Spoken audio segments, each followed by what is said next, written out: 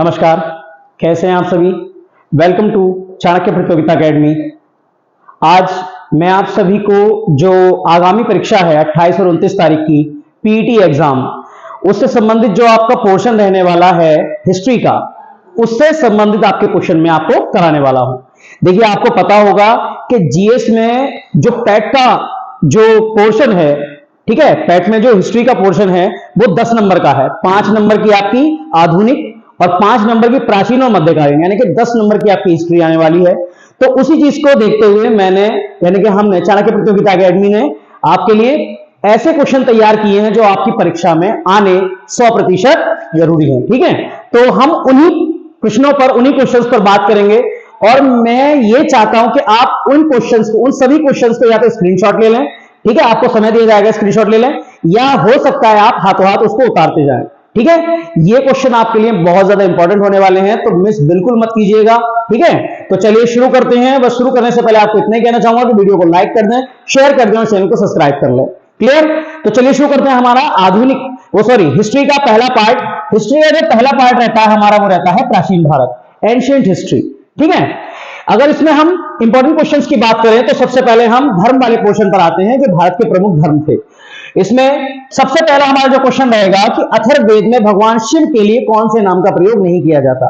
आप इस क्वेश्चन को इस तरीके से सोचो कि अथर्ववेद में भगवान शिव के लिए कौन कौन से नामों का प्रयोग किया जाता है। तो भगवान शिव को शर्व भी कहा गया है, भूपति भी कहा गया है और भव भी कहा गया है, लेकिन अथर्ववेद में कहीं भी भगवान शिव के लिए रुद्र शब्द का प्रयोग नहीं किया गया। क्लियर? अगले क्वेश्चन की तरफ बात करते हैं। तो किस काल में शैव धर्म अपने चरमोत्कर्ष पर था, यानी कि अपनी ऊंचाइयों पर था? तो भाई शैव धर्म की बात करें तो शैव धर्म गुप्त काल में अपने चरमोत्कर्ष पर रहा है। ठीक है, अगला क्वेश्चन, निम्न में से कौन सा शैव संप्रदाय का भाग नहीं है? देखिए, शैव संप्रदाय यानी कि भगवान शिव की पूजा करने वाला संप्रदाय, ये 4 भागों में बटा हुआ है: पाशुपत, कापालिक, लिंगायत, कालामुख। ठीक है, तो कौन सा भाग नहीं है भाई? पाशुपत भी है, कापालिक भी है, लिंगायत भी है। कौन सा भाग नहीं है? प्रेरणायत शैव धर्म का भाग नहीं है। क्लियर हुई बात? आगे बात करते हैं। शैव धर्म का सबसे प्राचीन संप्रदाय कौन सा है? तो इन चारों संप्रदायों में सबसे प्राचीन जो संप्रदाय है वो है पाशुपत संप्रदाय। और आपसे पूछा जाए कि पाशुपत संप्रदाय के संस्थापक कौन थे, तो पाशुपत संप्रदाय के संस्थापक थे लकुलीश। कौन थे? लकुलीश। ठीक है, भगवान शिव का ही अवतार माना जाता है इन्हें, और इन्होंने पाशुपत संप्रदाय की शुरुआत की थी। अगला क्वेश्चन है हमारा, नाथ संप्रदाय के संस्थापक कौन थे? अब ये नाथ संप्रदाय क्या है? तो 10वीं शताब्दी में शैव धर्म की एक और शाखा निकल कर आई थी जिसका नाम था नाथ संप्रदाय। ठीक है, तो नाथ संप्रदाय की बात करें तो नाथ संप्रदाय के संस्थापक कौन थे? तो नाथ संप्रदाय के संस्थापक इनमें से कोई नहीं है। कौन है? तो उनका नाम है मच्छेंद्रनाथ। क्या नाम है? मच्छेंद्रनाथ, जिसको हम मत्स्येंद्रनाथ भी कहते हैं, मत्स्येंद्रनाथ। ठीक है, ये नाथ संप्रदाय के संस्थापक थे। इसी से जुड़ा एक क्वेश्चन आ सकता है कि नाथ संप्रदाय के वास्तविक संस्थापक कौन थे?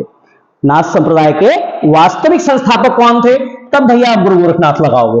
क्लियर है? ठीक है, अगले क्वेश्चन की तरफ बात करते हैं। तो किसमें भागवत धर्म के सिद्धांतों का वर्णन मिलता है? किसमें भागवत धर्म? भागवत धर्म क्या है? भगवान विष्णु का जो धर्म है, जो भगवान विष्णु के उपासक होते हैं उनको हम भागवत या भागवत धर्म से संबंधित मानते हैं। तो भागवत धर्म के सिद्धांतों का वर्णन हमें किसमें मिलेगा? वेदों में, पुराणों में, गीता में या महाभारत में? तो भैया श्रीमद् भागवत गीता में भागवत धर्म के सिद्धांतों का वर्णन मिलता है। या यहीं से आपका क्वेश्चन बन सकता है कि भगवान श्री कृष्ण के उपदेश कहां मिलेंगे? तो श्रीमद् भागवत गीता में। क्लियर है? चलिए, किस पुराण में भगवान विष्णु के 10 अवतारों का वर्णन है? किस पुराण में भगवान विष्णु के 10 अवतारों का वर्णन है? तो आपको पता है पुराणों की संख्या 18 है, और उनमें से एक पुराण है मत्स्य पुराण। मत्स्य पुराण में भगवान विष्णु के 10 अवतारों का वर्णन है। 10 अवतार कौन कौन से हैं? तो सबसे पहला अवतार कूर्म अवतार, सबसे पहला अवतार मत्स्य अवतार, उसके बाद कूर्म अवतार, फिर वराह अवतार, वराह के बाद वामन अवतार, वामन के बाद आपका परशुराम, श्री राम, श्री कृष्ण, महात्मा बुद्ध, कल्कि, ऐसे करके आपके 10 अवतार हैं भगवान विष्णु के। क्लियर है? आगे बात करें, भारत में वैष्णव धर्म का प्रमुख केंद्र कहां है? तो भारत में वैष्णव धर्म का प्रमुख केंद्र है तमिल प्रदेश। और तमिल प्रदेश में भी पूछे कि कौन सा है, कौन सी जगह है? तो तमिल प्रदेश में एक जगह पड़ती है श्रीशैलम। श्रीशैलम ये तमिल प्रदेश या आंध्र प्रदेश में एक जगह पड़ती है जो कि वैष्णव धर्म का प्रमुख केंद्र माना जाता है। अच्छा क्वेश्चन है, हेराक्लिज शब्द का प्रयोग किसने किया है? हेराक्लिज शब्द, पहली बात ये हेराक्लिज है क्या? तो भगवान कृष्ण को ही हेराक्लिज कहा गया है यूनानी ग्रंथों में। यूनानी ग्रंथों में हेराक्लिज किसके लिए प्रयोग किया गया है? भगवान कृष्ण के लिए। और हेराक्लिज शब्द का प्रयोग किसके द्वारा किया गया है? तो बात करते हैं, तो हेराक्लिज मैंने आपको कहा कि यूनानी शब्द है, तो ये तो कौन है? चीनी है, ये भी चीनी है, ठीक है। तो यूनानी कौन है? मेगास्थनीज। मेगास्थनीज ने ही अपनी पुस्तक में भगवान कृष्ण के लिए हेराक्लिज शब्द का प्रयोग किया है। आगे बात करें, भगवान श्री कृष्ण के समकालीन कौन थे? भगवान श्री कृष्ण के समकालीन कौन थे? तो जैन धर्म के 22वें तीर्थंकर अरिष्टनेमी भगवान श्री कृष्ण के समकालीन थे। क्लियर हुई बात? इतना सभी के समझ में आ गया? आगे बढ़े, चलिए। भगवान श्री कृष्ण के समकालीन थे।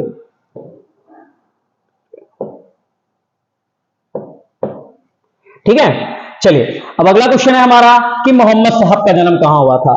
तो भैया मोहम्मद साहब का जन्म 570 ईस्वी में कहां हुआ था? मक्का में हुआ था। 570 ईस्वी में मक्का में हुआ था। अगला क्वेश्चन है, मोहम्मद साहब के दामाद का नाम क्या था? तो मोहम्मद साहब के दामाद का नाम था अली।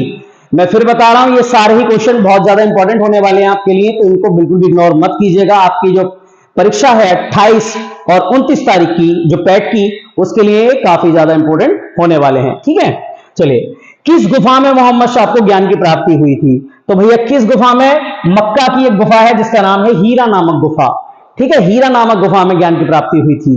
क्लियर? जिब्राइल ने उनको ज्ञान के उपदेश दिए थे, कुरान के उपदेश दिए थे मोहम्मद साहब को, जिसकी वजह से उन्हें ज्ञान की प्राप्ति हुई।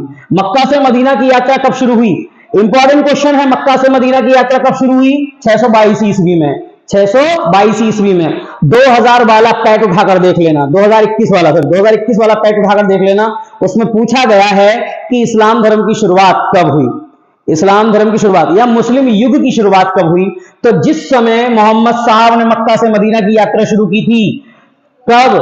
622 में। उसी समय इस्लाम धर्म की शुरुआत हो गई थी। उसी समय हिजरी संवत की भी शुरुआत हुई थी, जो कि एक मुस्लिम कैलेंडर है जिसका पहला महीना मुहर्रम का होता है। क्लियर है बात? आगे बात करें, हजरत साहब की शिक्षाओं को मानने वाले क्या कहलाए? हजरत साहब की शिक्षाओं को मानने वाले क्या कहलाते हैं? तो 8 जून 632 ईस्वी को मोहम्मद साहब की मृत्यु हो गई थी। मोहम्मद साहब की मृत्यु के बाद इस्लाम धर्म 2 भागों में बंट गया। मोहम्मद साहब की शिक्षाओं को मानने वाले, मोहम्मद साहब की शिक्षाओं को मानने वाले सुन्नी कहलाए और उनके दामाद अली की शिक्षाओं को मानने वाले शिया कहलाए। तो हजरत साहब की शिक्षाओं को मानने वाले सुन्नी कहलाए, ये ध्यान रखेंगे। अगला है, ईसा मसीह का जन्म कहां हुआ? तो भैया ईसा मसीह का जन्म हुआ बैथलेहम में। बैथलेहम कहां है? यरूशलेम। यरूशलेम इजराइल। ठीक है, इंपॉर्टेंट क्वेश्चन है क्योंकि इस समय वॉर भी चल रहा है, आपको पता ही है, पैलेस्टीन और इजराइल का। तो इसी चीज को लेकर वहां पर युद्ध भी चल रहा है, तो ये ध्यान रखेंगे। बैथलेहम में एक जगह है, बैथलेहम एक जगह है यरूशलेम में, जो कि पड़ता है आज के इजराइल में। ठीक है, तो कहीं ना कहीं पड़ता है वहीं पर। क्लियर है? तो ये आपका ध्यान रखना, ईसा मसीह का जन्म कहां हुआ था? बैथलेहम में। ईसा मसीह की माता का नाम क्या था? तो भैया मैरी या मरियम। मैरी या मरियम ईसा मसीह की माता का नाम था, ध्यान रखेंगे। अगला क्वेश्चन है, ईसा मसीह के प्रारंभिक शिष्य कौन थे? तो ईसा मसीह के 2 प्रारंभिक शिष्य थे, एक का नाम है एंड्रूज और एक का नाम है पीटर। ये 2 लोग थे जो ईसा मसीह के 2 प्रारंभिक शिष्य बने। क्लियर? संत थॉमस भारत कब आया? पहला ईसाई धर्म प्रचारक, पहला ईसाई धर्म प्रचारक जिसका नाम था संत थॉमस, भारत कब आया था? प्रथम शताब्दी ईस्वी में। कौन सी ईस्वी में? प्रथम शताब्दी ईस्वी में। और किसके शासनकाल में आया था? तो पहलग वंश का शासक था जिसका नाम था गोंडो फर्नेस। कौन था? गोंडो फर्नेस। इसके शासनकाल में आया था पहला ईसाई धर्म प्रचारक, प्रथम शताब्दी ईस्वी में। ईसाई धर्म में किस दिन को सबसे पवित्र माना जाता है? तो ईसाई धर्म में सबसे ज्यादा पवित्र माना जाता है भाई शनिवार को। शनिवार इज द करेक्ट आंसर, ध्यान रखना, शनिवार को सबसे पवित्र दिन माना जाता है। ठीक है, कैलाशनाथ मंदिर का निर्माण किसने कराया? भाई कैलाशनाथ मंदिर का निर्माण किसने कराया?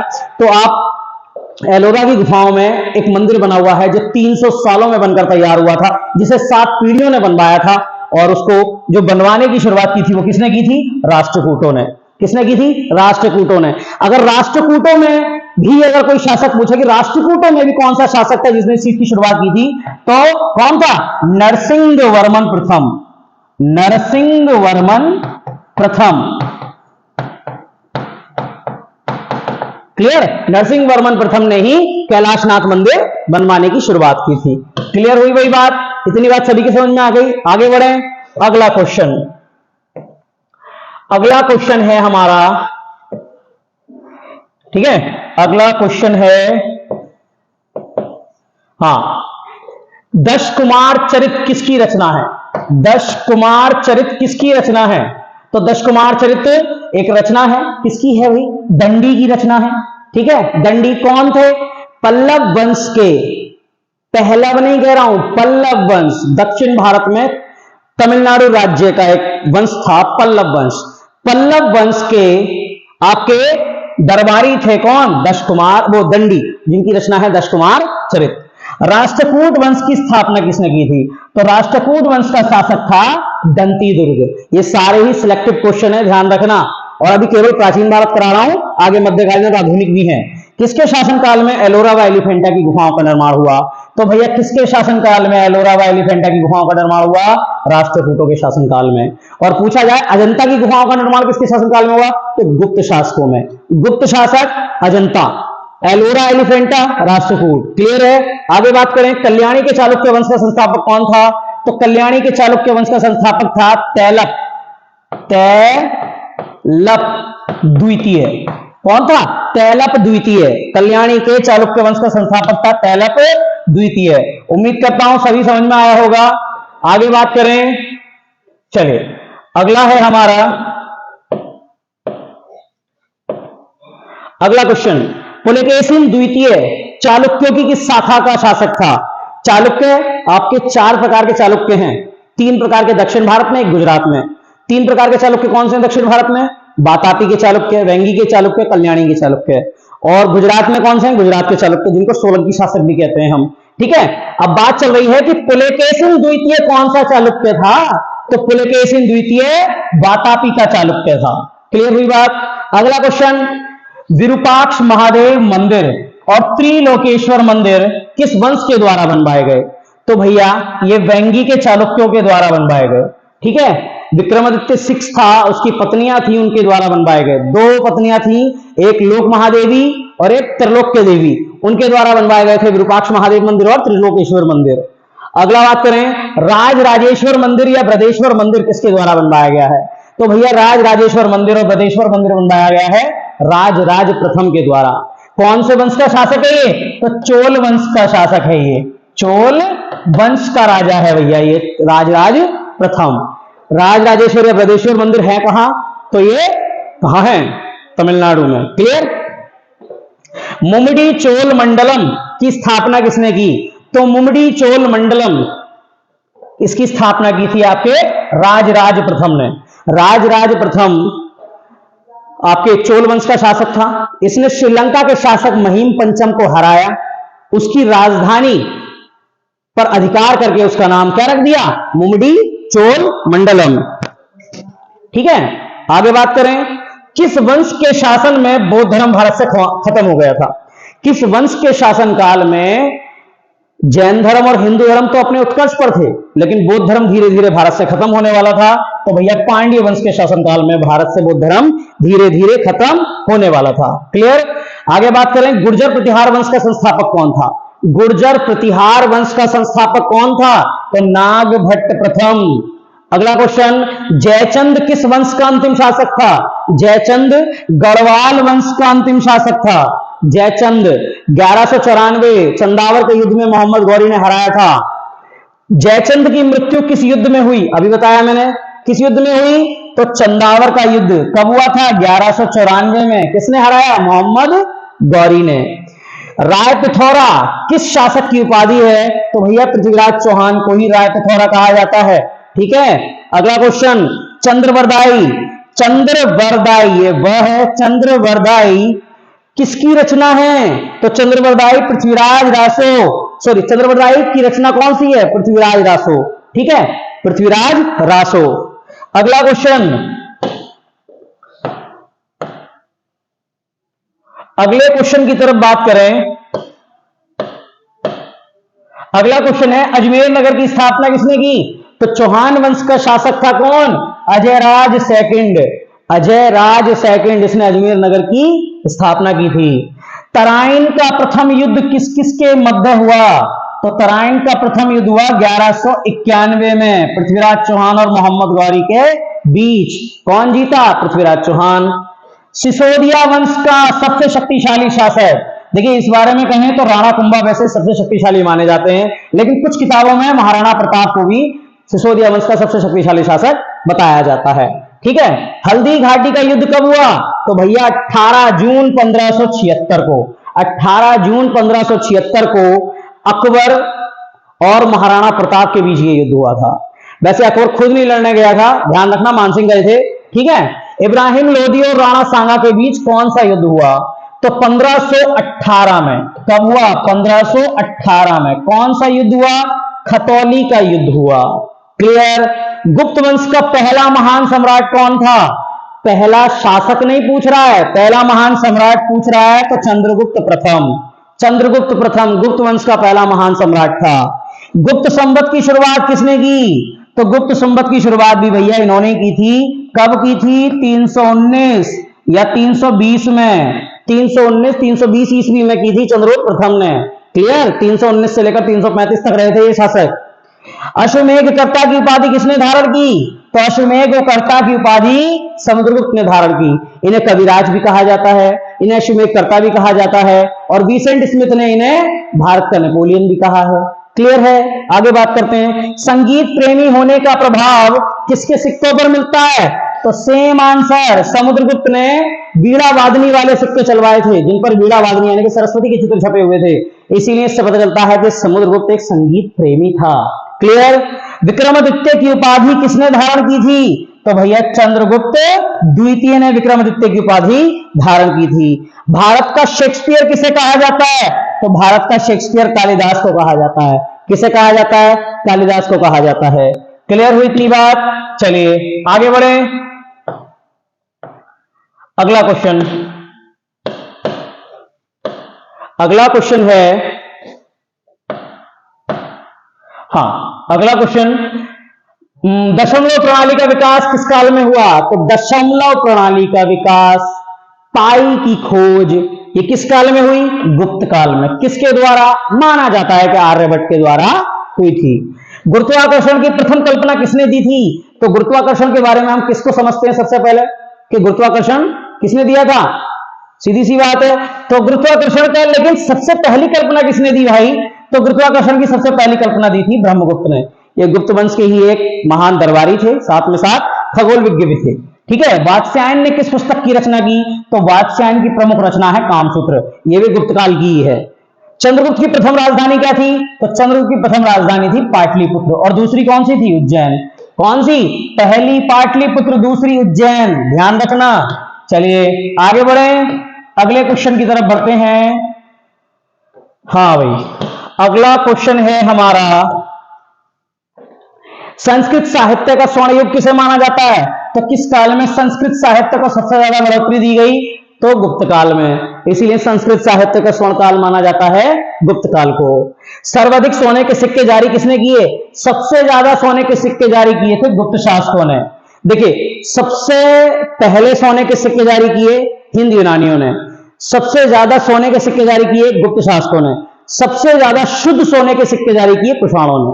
क्लियर है? हर्षवर्धन थानेश्वर का शासक कब बना?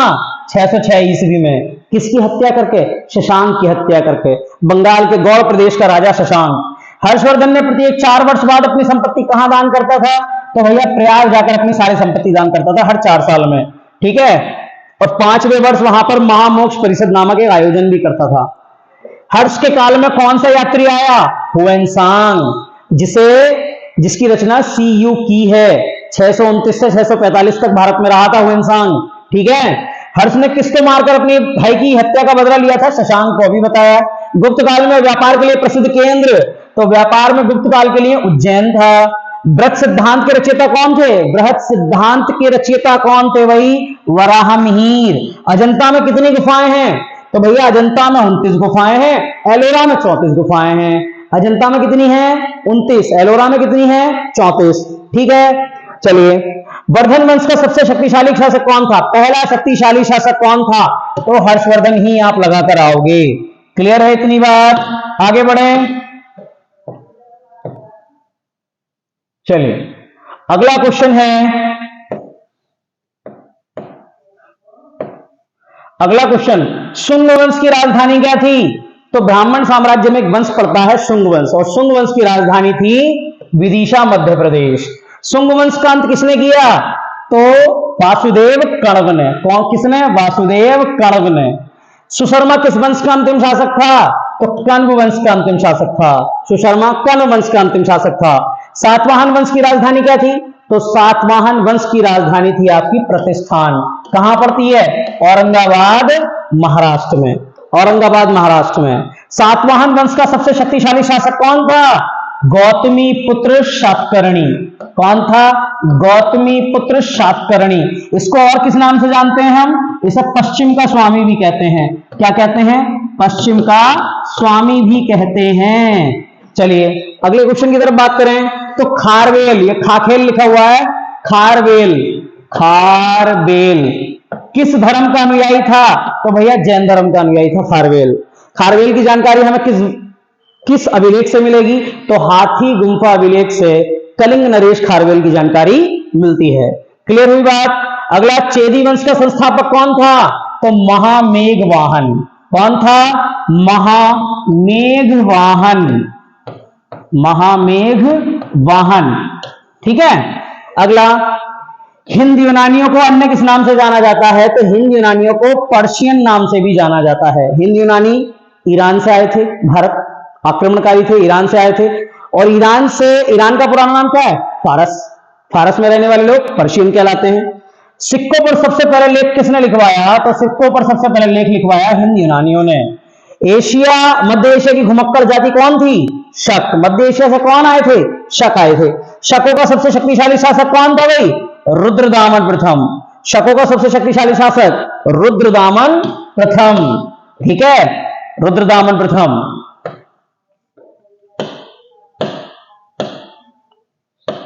शकों का सबसे शक्तिशाली शासक रुद्रदामन प्रथम। गिरनार अभिलेख से किसकी जानकारी मिलेगी? गिरनार अभिलेख से रुद्रदामन प्रथम की जानकारी मिलेगी।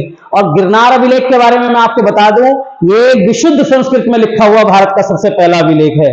ठीक है। संत टॉमस किसके शासनकाल में भारत आया था? गोंडोफोर्निस, ये मैंने अभी बताया था आपको। कुजूल कंडफिसेस किस वंश से संबंधित है? तो भैया कुषाण वंश का संस्थापक है। कुषाण चीन से आए थे, यूची चोखरी जाति के थे। ठीक है, यूची और तोखरी जाति के थे कुषाण। ठीक है, चीन से आए थे। संस्थापक कौन था? कुजूल कंडफिसेस। कुजूल कंडफिसेस। शक संवत किससे संबंधित है? तो शक संवत की शुरुआत की थी कुषाणों ने। किसने की थी? कुषाणों का एक शासक था कनिष्क, उसने 78 एडी में की थी। ठीक है, शक संवत की शुरुआत। शक संवत की शुरुआत कब हुई? अभी बताया, 78 ईस्वी एडी में। क्लियर? चलिए अगले क्वेश्चन की तरफ बढ़ते हैं। अगला क्वेश्चन है हमारा, महाविभास सूत्र के रचनाकार कौन थे? महाविभास सूत्र के रचनाकार थे वसुमित्र। महाविभास सूत्र को बौद्ध धर्म का विश्वकोश भी कहते हैं, एनसाइक्लोपीडिया ऑफ द बौद्ध धर्मन। ठीक है। नागार्जुन की पुस्तक कौन सी है? तो भैया नागार्जुन की इसमें कोई सी भी पुस्तक नहीं है, तो इसका राइट आंसर इनमें से कोई नहीं। इनमें से कोई नहीं। कौन सी है तो फिर? माध्यमिक सूत्र। माध्यमिक सूत्र। माध्यमिक सूत्र। माध्यमिक सूत्र। क्लियर? आगे बात करें, माध्यमिक सूत्र। यूची और तोखरी जाति किस देश की है? अभी बताया कुषाण आए थे, यूची चोखरी जाति के थे। कहां से आए थे? चीन से आए थे। जरासंध किसका पुत्र था?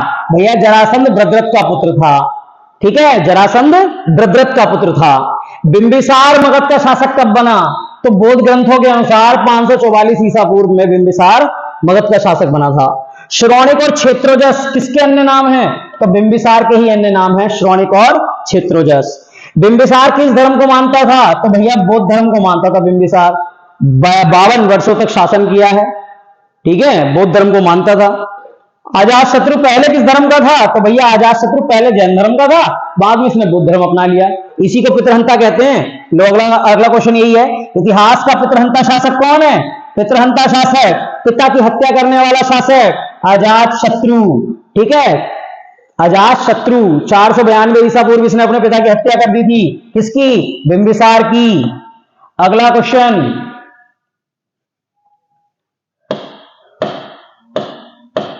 अगला क्वेश्चन है, नंद वंश का संस्थापक कौन था? तो भैया नंद वंश का इनमें से कोई संस्थापक नहीं था। कौन था? महापद्म नंद। कौन था? महापद्म नंद, ठीक है। साइरस कहां का निवासी था? तो भारत पर आक्रमण करने वाला पहला व्यक्ति साइरस था, लेकिन उसका आक्रमण सफल नहीं हो पाया था, ठीक है। ये कहां का शासक था? फारस का शासक था। और पहला सफल आक्रमणकारी कौन था? तो डेरियस प्रथम, ठीक है। डेरियस प्रथम भारत पर आक्रमण करने वाला पहला सफल आक्रमणकारी, वो भी फारस का था। भारत पर पहले आक्रमणकारी की बात कर रहा हूं, ठीक है, इससे पहले किसी ने आक्रमण ही नहीं किया था, डेरियस प्रथम। सिकंदर का भारत विजय अभियान कब शुरू हुआ? यानी कि सिकंदर ने भारत पर आक्रमण कब किया? तो भैया 326 ईसा पूर्व। पहली लड़ाई किससे हुई? अंबी से, लेकिन अंबी ने आत्मसमर्पण कर दिया। दूसरी लड़ाई हुई पोरस से, हाइडेस्पीस का युद्ध या झेलम वितस्ता का युद्ध कहते हैं उसको, ठीक है। सिकंदर के गुरु कौन थे? सिकंदर के गुरु थे अरस्तु। नंद वंश को मगध से किसने समाप्त किया? तो नंद वंश को समाप्त करने वाला व्यक्ति था चंद्रगुप्त मौर्य। भारत का पहला सम्राट माना जाता है चंद्रगुप्त मौर्य। मेगास्थनीज किसके शासनकाल में भारत आया? तो भैया चंद्रगुप्त के शासनकाल में आया था। सिकंदर के सेनापति सेल्यूकस निकेटर का राजदूत था कौन? मेगास्थनीज। और इसी ने अपनी प्रसिद्ध पुस्तक लिखी थी इंडिका। क्लियर है? चंद्रगुप्त की मृत्यु कब हुई? तो भैया 298 ईसा पूर्व में चंद्रगुप्त की मृत्यु हुई थी। कौन सी विधि से हुई थी? सल्लेखना विधि से। सल्लेखना विधि क्या है? तो जैन धर्म के अनुसार उपवास रखकर अपने प्राण त्यागना सल्लेखना विधि मानी जाती है। भद्रसार किसका अन्य नाम है? तो बिंदुसार को भद्रसार के नाम से जानते हैं। अशोक ने कलिंग युद्ध के बाद कौन सा धर्म अपनाया था? तो बौद्ध धर्म अपनाया था। भारत से बाहर बौद्ध धर्म का प्रचार किसने किया? तो अशोक ने किया। अशोक ने अपने पुत्र महेंद्र, अपनी पुत्री संघमित्रा को श्रीलंका भेजा था बौद्ध धर्म के प्रचार के लिए। श्रीनगर की स्थापना किसने की? तो श्रीनगर की स्थापना अशोक ने की। इतनी बात सभी को क्लियर है? आगे बढ़ते हैं। अगला क्वेश्चन है, अगला क्वेश्चन, रानी का अभिलेख किसे कहा जाता है? तो भैया कौशाम्बी अभिलेख को रानी का अभिलेख कहा जाता है।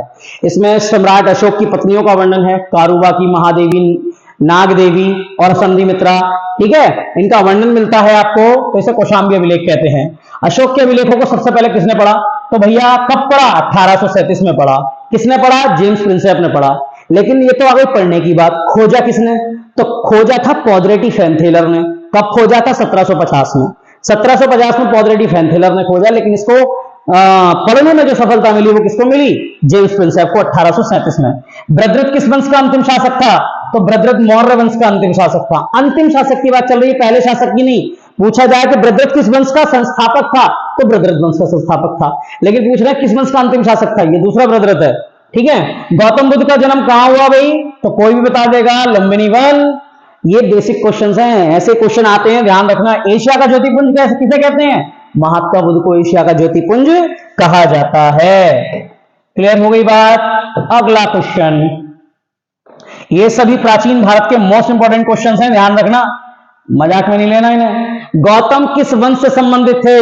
तो गौतम भैया शाक्य वंश से संबंधित थे। गौतम बुद्ध शाक्य वंश के राजा थे। गौतम बुद्ध की पत्नी का नाम क्या था? तो गौतम बुद्ध की पत्नी का नाम यशोधरा था, ठीक है। गौतम की गृह त्याग की घटना क्या कहलाती है? महात्मा बुद्ध ने जो गृह त्याग किया था उनकी घटना कहलाती है महाभिनिष्क्रमण। गौतम के गुरु का नाम, गौतम के पहले गुरु थे अलार कलाम। कलाम, ध्यान रखना, अलार कलाम, ये नहीं है, अलार कलाम। और अलार कलाम से कौन सी शिक्षा प्राप्त की थी? सांख्य दर्शन की शिक्षा प्राप्त की थी। दूसरे गुरु कौन थे? रुद्रक रामपुत्र। कौन थे? रुद्रक रामपुत्र। उनसे कौन सी शिक्षा प्राप्त की थी? उनसे भैया योग दर्शन की शिक्षा प्राप्त की थी। महात्मा बुद्ध के उपदेश किस ग्रंथ में मिलते हैं? तो महात्मा बुद्ध के उपदेश मिलेंगे आपको सुत्त पिटक में। महात्मा बुद्ध के उपदेश मिलेंगे सुत्त पिटक में। बौद्ध ग्रंथों की व्याख्या मिलेगी अधिधम्म पिटक में। बौद्ध मठों आश्रमों के नियम कानून कहां मिलेंगे? विनय पिटक में। आगे बात करें, महात्मा बुद्ध के पूर्व जन्मों की कहानियां कई बार पूछा गया है, कहां मिलेंगी? जातक कथाओं में। तीसरी बौद्ध सभा का आयोजन कब हुआ था भैया? तो 250 ईसा पूर्व। तीसरी बौद्ध सभा, कुछ किताबों में 255 भी लिखा होता है, तो आप ऑप्शन देख के इसको लगाना। मैक्सिमम 250 ही माना जाता है, लेकिन 250 और 255 एक साथ आ जाए तो आप 250 ही लगाओगे, ये वाला ही लगाना है आपको। महात्मा बुद्ध की मृत्यु कहां हुई थी? तो भैया महात्मा बुद्ध की मृत्यु हुई थी कुशीनगर में। ठीक है।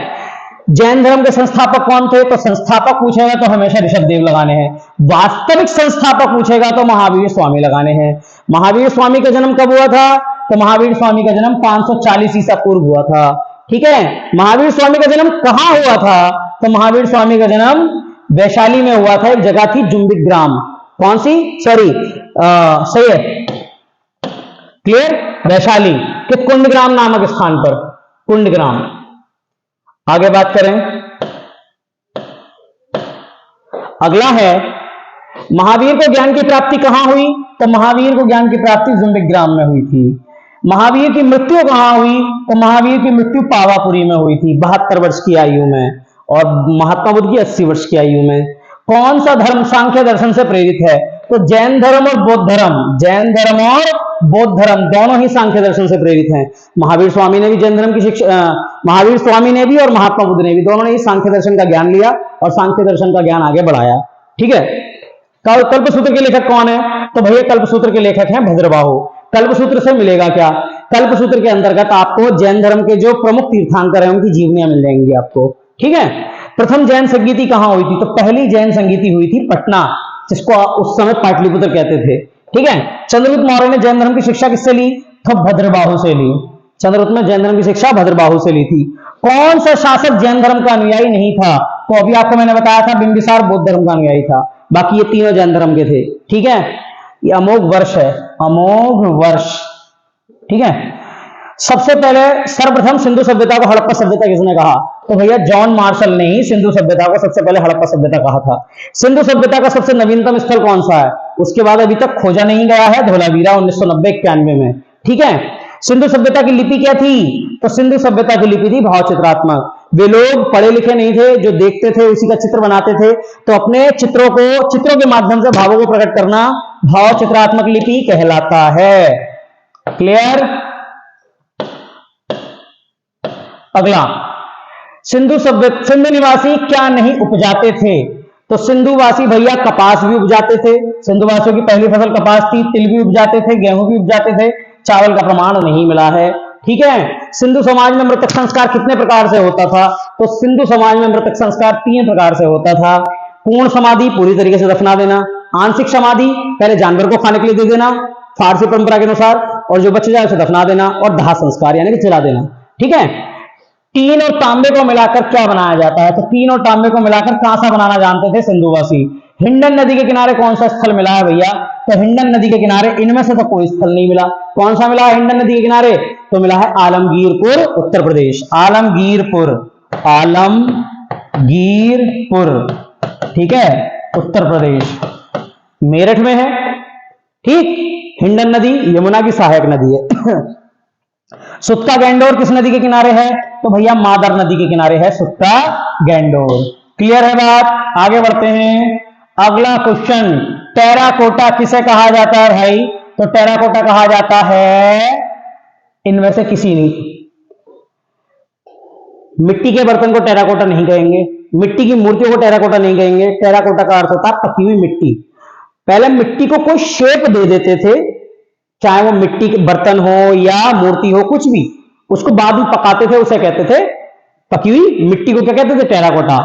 भले उससे मूर्ति बनाते हो या कुछ भी बनाते हो, मृदभांड बनाते हो, लेकिन पकाकर अगर मिट्टी को, वो पहले बनाकर फिर पकाकर आग में जो बनाई जाती थी, उसी को क्या कहते थे? टेराकोटा। तो सीधे सीधे शब्दों में टेराकोटा मतलब पकी हुई मिट्टी। ठीक है। सिंधु निवासी अन्न की देवी किसे मानते थे? तो भैया धरती को अन्न की देवी मानते थे। सिंधु सभ्यता का सबसे उत्तरी स्थल क्या है? तो सिंधु घाटी सभ्यता का सबसे उत्तरी स्थल है मांडा। ठीक है।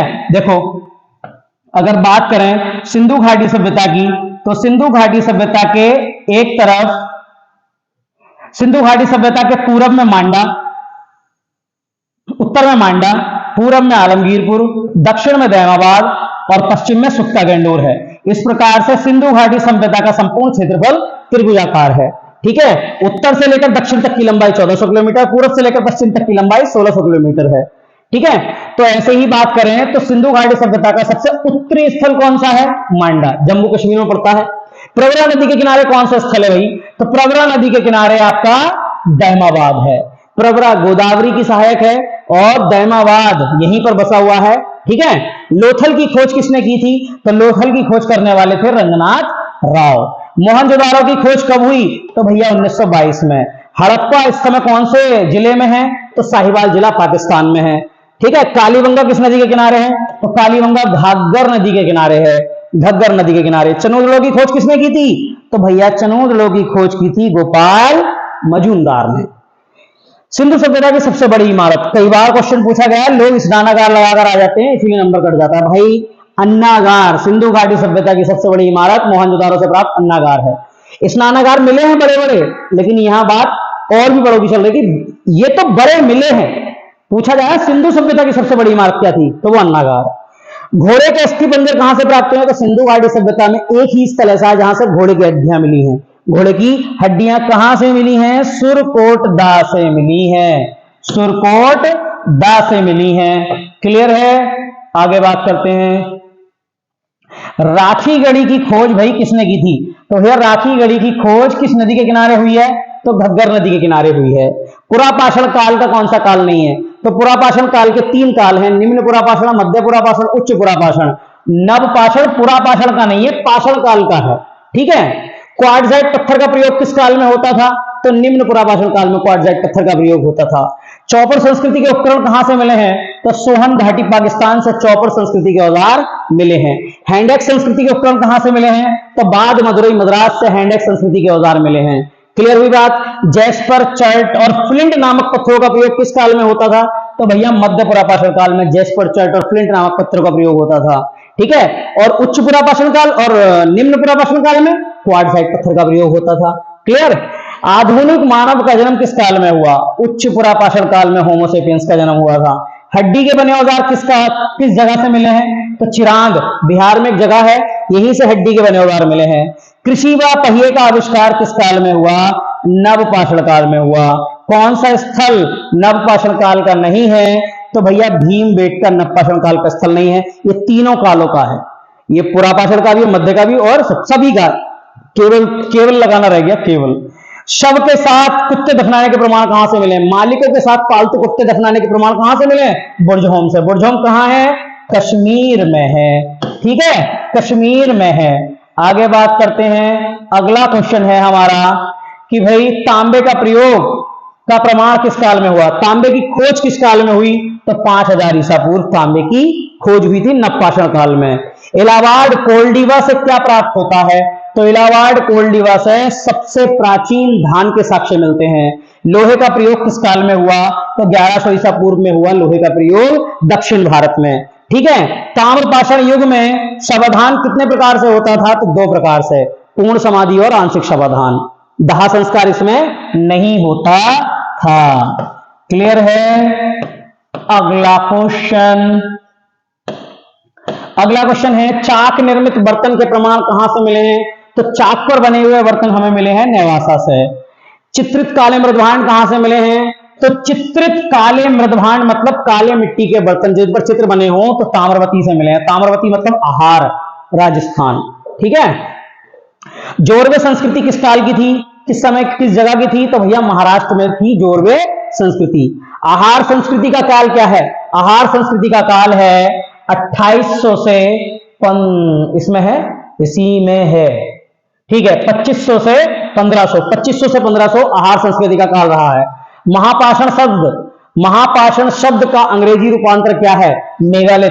मेगालिथ मतलब कब्र के चारों ओर बड़े बड़े पत्थर खड़े कर देना मेगालिथ कहलाता है। मेगा मतलब बड़े, लिथ मतलब पत्थर। ठीक है, किस काल के लोग मातृ देवी की पूजा करते थे भैया? तो ताम्रपाषाण काल के स्थलों की खुदाई से बड़ी संख्या में मातृ देवी की मूर्तियां मिली हैं, जिससे पता चलता है कि ये लोग मातृ देवी के उपासक थे। वेदों के रचयिता कौन है भाई? वेदों के रचयिता वेद व्यास माने जाते हैं। माने जाते हैं शब्द इसलिए लगा रहा हूं क्योंकि वेदों को अपौरुष्य कहा गया है। अपौरुष्य मतलब जिसकी रचना किसी मनुष्य द्वारा ना की गई हो। वेदों के अनुसार वेदों की रचना भगवान ब्रह्मा ने की थी। महर्षि वेदव्यास तो केवल संकलन करता थे। तो ठीक है, ध्यान रखना, रचयिता शब्द जरूर लग गया है वेदव्यास के आगे, लेकिन संकलन करता थे। ऋग्वेद में सूक्तों की संख्या कितनी है? तो भैया ऋग्वेद में 10 मंडल, 1028 सूक्त और 10,462 मंत्र हैं। तो सूक्तों की संख्या कितनी है? 1028। उद्गाता किस वेद के मंत्रों का उच्चारण करने वालों को कहते हैं? कौन से लोग उद्गाता कहलाते हैं? तो जो साम वेद के मंत्रों को पढ़ते हैं उन्हें उद्गाता कहते हैं। श्रेष्ठ वेद किस वेद को कहा जाता है? तो भैया अथर्व वेद को श्रेष्ठ वेद कहा जाता है, ब्रह्म वेद कहा जाता है, और क्या कहा जाता है? भीषण वेद कहा जाता है। ठीक है, सबसे अंतिम वेद कौन सा है? तो सबसे अंतिम वेद भी ऋग्वेद, यजुर्वेद, सामवेद, अथर्ववेद, सबसे अंत में है अथर्ववेद। क्लियर है? अगले क्वेश्चन की तरफ बात करते हैं। तो अगला क्वेश्चन है हमारा, धनुर्वेद किस वेद का उपवेद है? धनुर्वेद किस वेद का उपवेद है? तो यजुर्वेद। धनुर्वेद मतलब शस्त्र विद्या, जहां से शस्त्रों का ज्ञान मिले, वो सब कहां मिलेगा आपको? यजुर्वेद में। वेदांत का भाग नहीं है। वेदांत का क्या भाग नहीं है? ब्राह्मण। वेदों को समझाने के लिए 6 वेदांगों की रचना हुई थी, शिक्षा, कल्प, व्याकरण, निरुक्त, छंद और ज्योतिष। उसमें ब्राह्मण नहीं आते। ठीक है, पुराणों के रचयिता कौन थे? तो भैया कुछ लोग लगाएंगे यहां पर लोहमर्ष, लेकिन लोहमर्ष से पहले आप लगाओगे वेदव्यास। अगर वेदव्यास ऑप्शन में नहीं है तब आप लोहमर्ष या उग्रश्रवा लगा सकते हो। लोहमर्ष या उनके पुत्र उग्रश्रवा वेदों के केवल संकलन करता थे। ठीक है, रचयिता कौन थे? वेदों के कह रहा हूं, पुराणों के वेदव्यास। ठीक है, पुराणों की संख्या 18 है, अभी बताया था आपको। भारतीय दर्शन का पिता कैसे कहते हैं? तो भैया उपनिषद को भारतीय दर्शन का पिता कहते हैं। उपनिषदों की कुल संख्या 108। क्लियर? गुप्त साम्राज्य की जानकारी कौन सी स्मृति में मिलेगी? तो नारद स्मृति में मिलेगी। सहस्त्रास्त्री संहिता किसे कहेंगे? महाभारत को। शतशास्त्री संहिता मतलब जिसमें 1,00,000 श्लोक हो।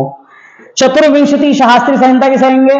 रामायण को। चतुर्विंशति शास्त्री संहिता जिसमें 24,000 श्लोक हो। ठीक है, रामायण का रचना काल क्या है भैया? तो रामायण का रचना काल है 5वीं शताब्दी ईसा पूर्व, 5वीं सदी बीसी, ईसा के 500 साल पहले। हुएनसांग किसके दरबार में आया था? अभी बात की थी हमने, हर्षवर्धन के दरबार में आया था। भारत की दशा का विवरण किसकी पुस्तक है भाई? तो भारत की दशा का विवरण किसकी पुस्तक है? तो ये आपके फाहियान की पुस्तक है। ठीक है, चंद्रगुप्त विक्रमादित्य के शासनकाल में आया था चीनी यात्री फाहियान। 319 से लेकर आपके 299 से लेकर आपके रहा था 315 तक। ठीक है, आगे बात करें, इंडिका नामक पुस्तक के लेखक कौन है? अभी बताया था मेगास्थनीज, चंद्रगुप्त मौर्य के शासनकाल में आया था। ठीक है भाई, फटाफट कर लेते हैं। अगला क्वेश्चन है हमारा नेचुरल हिस्ट्री। नेचुरल हिस्ट्री किसकी पुस्तक है भाई? इसमें नहीं है। कौन है? प्लीनी है। प्लीनी है, प्लीनी की पुस्तक है नेचुरल हिस्ट्री। तंग्यूर के लेखक कौन है? तो लामा तारानाथ। तारानाथ तिब्बती लेखक तंग्यूर और कंग्यूर के लेखक हैं। टॉलमी की पुस्तक है भारत का भूगोल। प्राचीन तिथि का अध्ययन किससे होता है भाई? प्राचीन तिथि का अध्ययन पुरालिपि शास्त्र या पैलियोग्राफी से होता है। ठीक है, प्राचीन तिथियों के अध्ययन को क्या कहते हैं? पुरालिपि शास्त्र या पैलियोग्राफी कहते हैं भाई। आगे बात करें, सर्वाधिक प्राचीन अभिलेख कब के मिले हैं? तो सबसे पुराने अभिलेख मिले हैं हमें 1400 ईसा पूर्व के। ईसा मसीह के जन्म से 1400 साल पुराने हमें अभिलेख मिले। कहां से मिले? बोगाचकोई नामक स्थान से, सीरिया में पड़ता है बोगाचकोई। ठीक है, जूनागढ़ गिरनार अभिलेख का संबंध किससे है? रुद्रदामन। प्रयाग प्रशस्ति अभिलेख का संबंध किससे है भाई? समुद्रगुप्त से। सबसे ज्यादा शुद्ध सोने के सिक्के किसने जारी किए? अभी बताया था मैंने आपको, कुषाणों ने। सती प्रथा का पहला उल्लेख कहां से मिलेगा? भानुगुप्त के एरन अभिलेख से। भानुगुप्त गुप्त वंश का एक शासक था। ठीक है, आलमगीरपुर की खोज किसने की? किस नदी के किनारे हुई? तो आलमगीरपुर की खोज जो हुई है आपके हिंडन नदी के किनारे। हड़प्पा पाकिस्तान के किस जिले में है? तो मोंटेगरी भी कह सकते हो, लकराना भी कह सकते हो। सिंधु सभ्यता के नगर किस पद्धति पर आधारित थे? तो सिंधु सभ्यता के नगर ग्रिड पद्धति पर आधारित थे। ग्रिड पद्धति, जिसमें सड़कें एक दूसरे को 90 डिग्री यानी कि समकोण पर काटती थी कुछ इस प्रकार से, तो सड़कों का जाल बन जाता था, जिसको कहते थे ग्रिड पद्धति। सुक्का गैंडोर की खोज किसने की थी? तो मार्क ऑरेंस्टाइन ने। सिंधु सभ्यता का सबसे पश्चिमी स्थल, अभी मैंने आपको बताया था सुत्ता गैंडोर, बनाया था ना इस तरीके से मैप, सुत्ता गैंडोर सिंधु घाटी सभ्यता का सबसे पश्चिमी स्थल है। ठीक है, चलिए अगले क्वेश्चन की तरफ बात करते हैं। किधर गया भाई, ये रहा, ये हमारे 200 क्वेश्चन पूरे हो जाएंगे। गौतम बुद्ध का जन्म कब हुआ था, तो कहां गया, 563 ईसा पूर्व। कहां हुआ था, किस वंश से संबंधित थे, तो शाक्य वंश से संबंधित थे। गौतम के बचपन का नाम क्या था, तो सिद्धार्थ था भाई। गौतम की माता का नाम महामाया, लेकिन महामाया 7वें ही दिन उनकी मृत्यु हो गई थी इनको जन्म देने के बाद। इनका पालन पोषण किसने किया था, प्रजापति गौतमी ने, इसीलिए इनका नाम गौतम पड़ा था। ठीक है, गौतम के पुत्र का नाम क्या है भाई, राहुल। निम्न में से तथागत किसकी उपाधि है, गौतम बुद्ध को तथागत कहा जाता है। सत्य का ज्ञान पा लेने वाले को ही तथागत कहते हैं, जो कि गौतम बुद्ध को कहा जाता है। कैवलिन किसे कहा जाता है, कैवलिन महावीर स्वामी को कहते हैं। जिसने इस संसार का सत्य पहचान लिया उसको कैवलिन या कैवल्य कहा जाता है, महावीर स्वामी को। गौतम को ज्ञान प्राप्ति कहां हुई थी, तो भाई गया, उस समय तो गया कहते थे केवल, ठीक है, बिहार में गया। गौतम ने अपना प्रथम उपदेश कहां दिया था, तो सारनाथ में दिया था। गौतम ने अपना प्रथम उपदेश सारनाथ में दिया था। 5 शिष्यों को दिया था, कौंडिन्य, बप्पा भादिया, महानामा और अस्सागी, 5 शिष्यों को दिया था सारनाथ में। इस घटना को क्या कहते हैं, धर्म चक्र प्रवर्तन। महात्मा बुद्ध के पूर्व जन्मों की कहानियां क्या है भाई, जातक कथाएं। क्लियर है, ये आपके सभी प्राचीन भारत के थे, जितने भी मैंने आपको करा दिए ये सभी प्राचीन भारत के थे। इसके अलावा अब जो हम बात करेंगे वो करेंगे मध्यकालीन के बारे में। ठीक है, मध्यकालीन के बारे में बात करेंगे, लेकिन वो जो होगा वो हमारा अगली वीडियो में होगा। नेक्स्ट वीडियो में हम बात करेंगे मध्यकालीन के 200 प्रमुख क्वेश्चनों के बारे में, और वो जो क्वेश्चन होने वाले हैं वो भी आपके लिए काफी इंपॉर्टेंट होने वाले हैं, इसीलिए ठीक है। तो आज के लिए बस इतना ही।